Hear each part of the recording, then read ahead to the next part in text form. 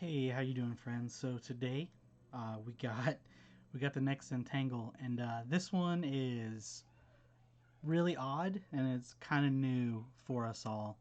Up to this point, we've had 6 days with 2 to 3 patterns per day, and today we get to a thing called Tangleations. All right, and Tangleations is kind of like creating your own custom versions of Zentangles. So it can be the combining of multiple patterns, or it can be modifying a single pattern, or it can be kind of like a weird mix of like half of one, half of another. So it's going to be difficult to kind of get into this, but hopefully I can explain this so that everyone understands what's going on. All right. So Zentangle Day 7. Because this one doesn't have new patterns, I'm going to encourage you guys when you go in to make your cards, give yourself some space to really make sure that you have plenty of boxes to work in. Um, you know, 5 or 6 is like a really cool idea. So when you go in to like set up your area for making your Zentangle, give yourself some room to experiment and explore, because this one is really going to show your creativity as well as your calm. So, yeah, let's kind of get into it. To begin, I want to show you guys a few things here, and this is more in line to kind of just help explain this process. And then we're going to make one up and kind of go for it. So, what I've done is on my card here, I've taken and I've kind of done some of what I introduced, kind of like this. We did poke root way back day 3, if you remember. And poke root was all about these little vines with these little circles kind of going around them. And this was supposed to be plant-like. Well, what if I changed the shape of the top of these, right, to be a different shape? Or maybe I could take poke root and I could go to what we learned last week with amaze and make them a little leaf on top, or even go back to day 5 and put a little spiral on top. So this is kind of where these tangulations really get interesting, because you really can come up with any combination you'd like. Like here we have the Knight's Bridge, which is a pattern way back from day 2. Very simple, right?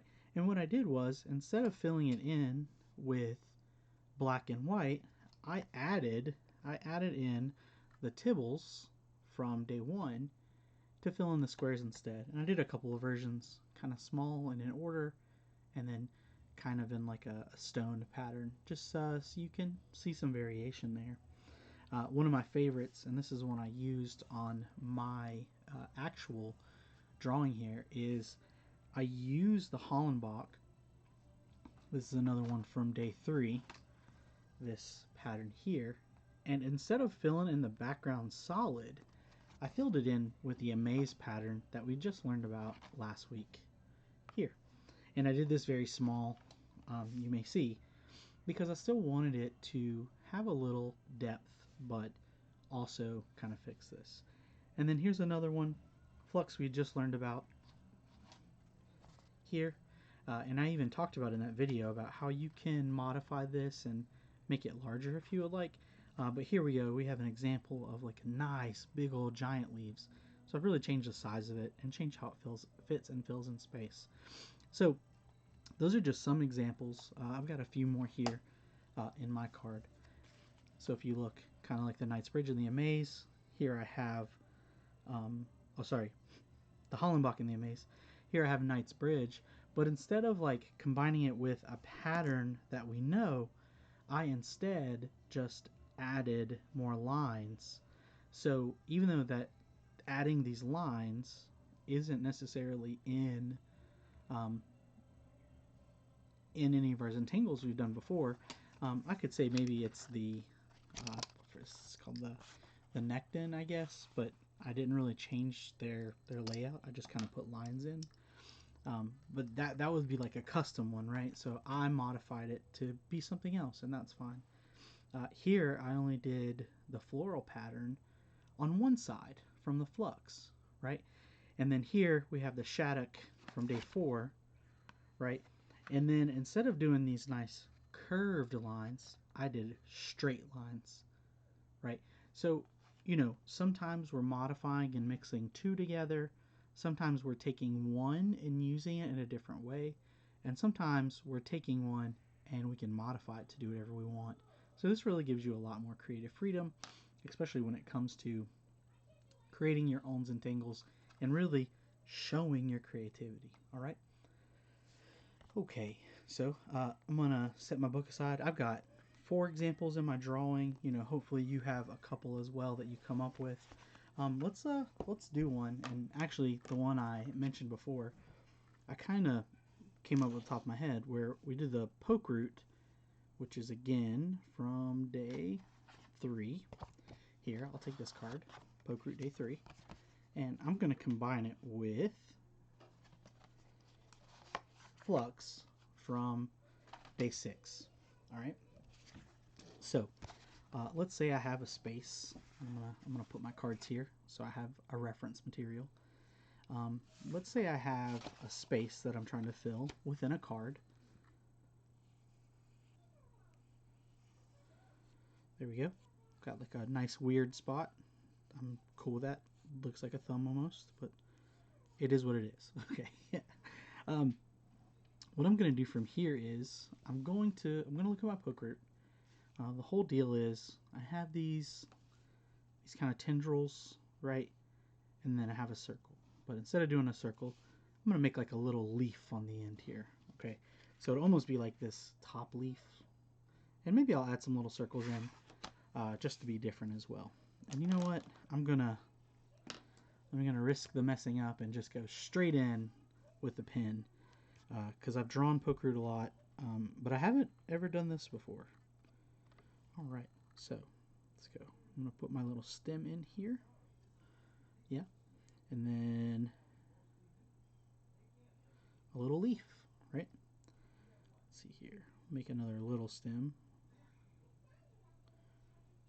Yeah, I kind of dig that, right? Let's see, got some more lines. Gonna let these come up here. So maybe that's further back. So let's see here. This one's gonna be behind. So it's gonna run into this one. All right.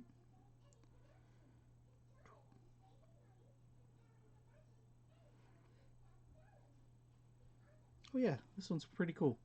Maybe I'll even add in, well, maybe not one of those lines with the dots. I'm not sure if I want to go that far. Right, I can have some variation here. I can make some larger and some smaller if I wanted to. But I'm just going to fill this space. Things go behind other things. That just helps us even more.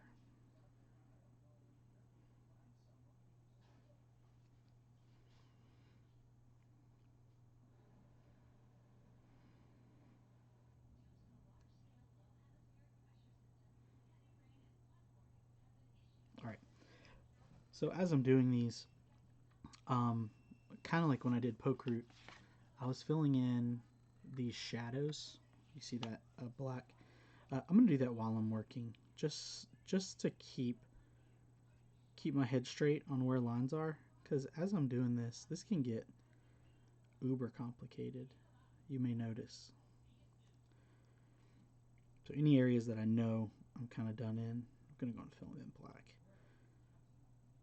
And maybe I filled them in with gray instead. It's really up to you. A little spot right there. I'll leave some of these larger spots open for now.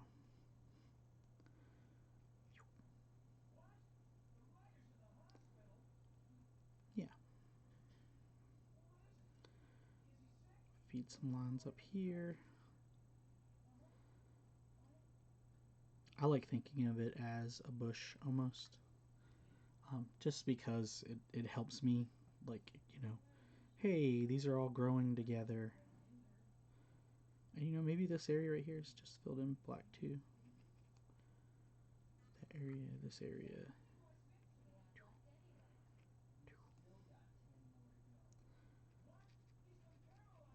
Probably fill those in. Right there. Cool, cool. And of course, I'll go back and really make those nice before I'm finished. I had to pick the most tedious one. It sounded neat when I said it.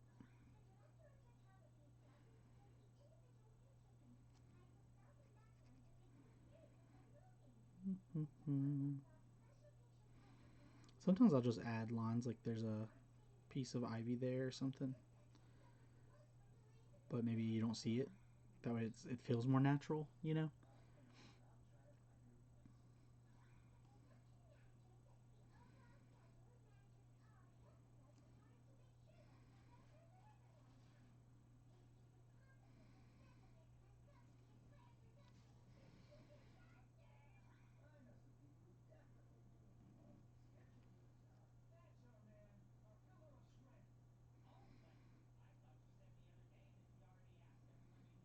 And I love letting things come up behind other things because it really shows depth.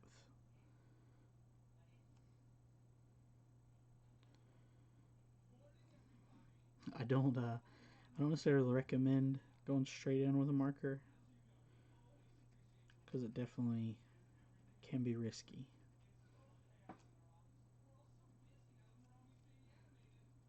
But for the purposes of recording a video, yeah. And sometimes, you know, I talk about this in other videos. It's like sometimes you just gotta go for it. You never know. Like it's like a lot of like. It's not about being brave. It's about trusting in your talent. I have this conversation with students all the time.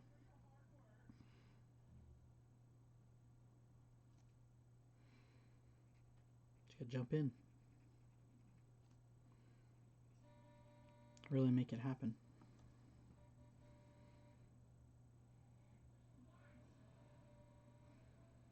Trust yourself. You're the artist.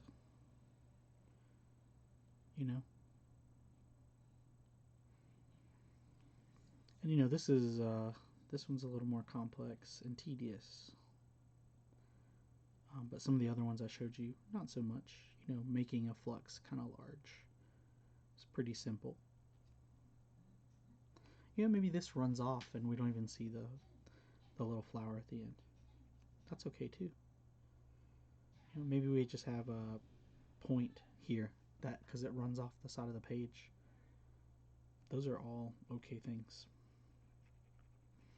I've talked about adding those little circles, but you know, I don't know if I like that now. Now that I started doing it, but maybe you do, and that's okay.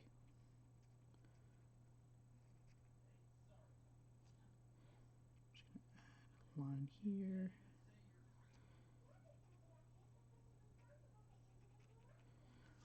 Yeah, I know it's not super filled in, but I think the camera shows it relatively filled in. But I would make sure that all of this that I'm kind of shading in black, when I'm done, the finished product, it will all be nice and clean. And of course, we're going to add some value to this in a moment. So we definitely want this this masterpiece of mixing Zentangles together to create our own Tangleations to be really cool. There we go. And that really, there it is. That fills in that space quite nicely. Right. So I made my own Tangleation using two poke root and a flux. Right. You may have noticed I kind of used the flower petal this way. I just thought it would look better. I guess I didn't say that. And you know, I might add that line there if I wanted to. You know, but maybe I don't. Maybe I don't like it. It's really up to you. All right. So let me get out. Let's get out some value here. Right. So I'm gonna shade this similar to how I did the flux here, but I'm gonna flip it around. I'm gonna put value kind of underside of the petal, like maybe there's some light moving through, and then like the flux, I'm also gonna shade on the stems a bit. If they're in the front, like maybe not, but if they're behind, 100% sure, getting shaded in pretty good. Just trying to hit the edges here. You put a little graphite on, you smear it around with your thumb just a little bit, and you are getting it. It doesn't take a lot to show a lot.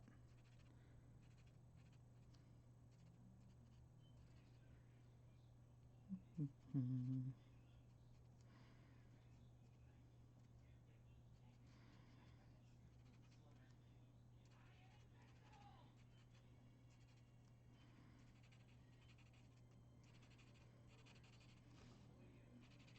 It's just coming together. Just coming together, friends. Yeah, Tangleations can be a little deceptive too, because instead of following along with me, you kind of got to do a lot of this on your own. You got to come up with your own patterns. You can use this one. I'm fine with that. But you know, try to come up with your own. You know, make it happen. I want to see what you got. Just grays in here. Yeah. Yeah, I don't think I missed any. That looks pretty good there.